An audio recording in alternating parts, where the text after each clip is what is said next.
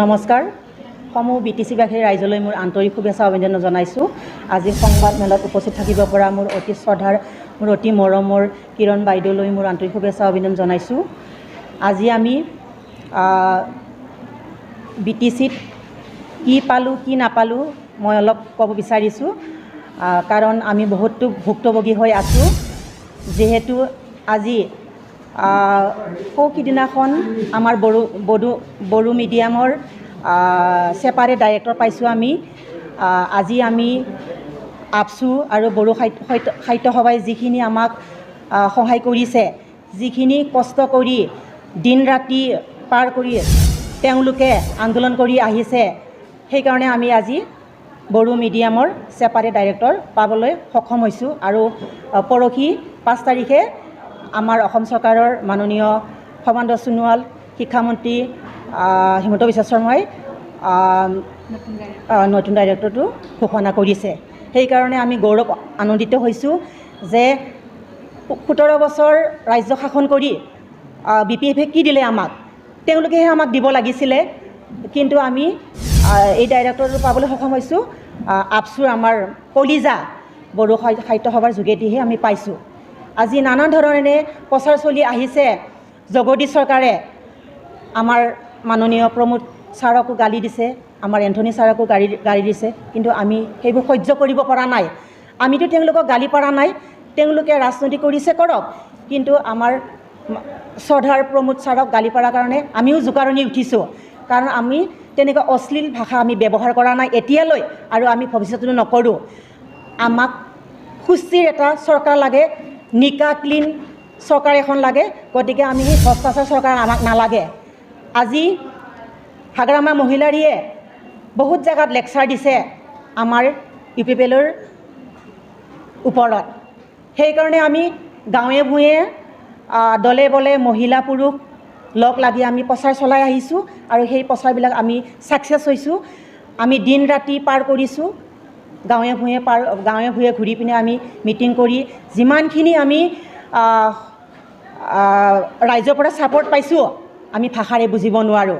আমাৰ মদৈবৰী 35 নং মদৈবৰী সমষ্টিত 85,000 ভোটাৰ আছে। আমি এতিয়া UPPLত মেম্বাৰ হৈছে 32,000, আৰু বহুতে এতিয়া জইন কৰিবলৈ আগবাঢ়ি আহিছে। আমি ৱেলকাম দিছোঁ চবকে। গতিকে যোৱা বছৰত জগদীশ চৰকাৰে 14,000 ভোট লৈহে জিকিছিলে, কিন্তু আমাৰ মেম্বাৰ হৈছে এতিয়া 32,000। আমি জিকি আছোঁ। গতিকে আমি এতিয়া বহি থকাৰ আমাৰ সময় নাই।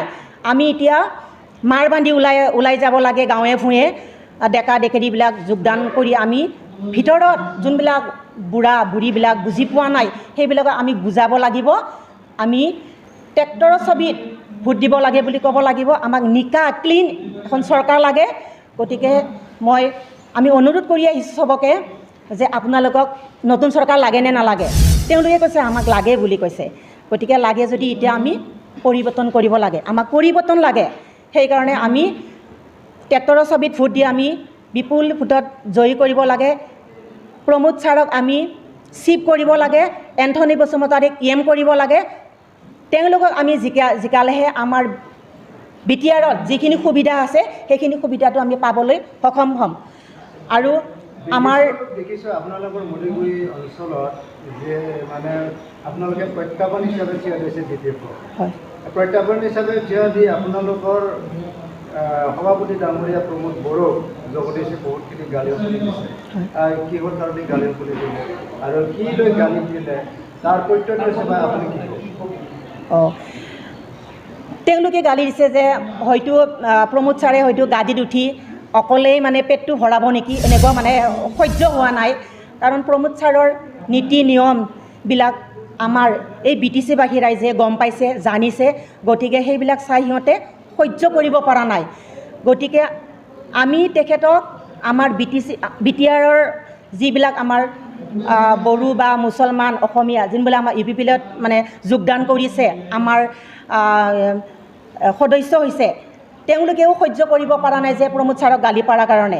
প্ৰমোদ ছাৰক কিয় গালি পাৰিব লাগে? প্ৰমোদ ছাৰেতো সেনেকৈ দুৰ্নীতি কৰা নাই, তেওঁলোকেহে দুৰ্নীতি কৰিছে। হাগ্ৰামা মহিলাৰী আৰু প্লাছ জগদীশ চৰকাৰেহে দুৰ্নীতি কৰিছে গতিকে আমি দুৰ্নীতি কৰাই নাই গতিকে তেওঁলোকে কিয় আমাক গালি শপনি কৰিছে সেইকাৰণে আমি সমূহ ৰাইজে তেওঁলোককো আমি ৱাৰ্ণিং দিছোঁ যে তেনেকুৱা বেয়া মন্তব্যৰে আমাৰ UPPLৰ কৰ্মকৰ্তাসকলক মুৰব্বীসকলক গালি পাৰিব নালাগে যেন এইটোৱে মোৰ অনুৰোধ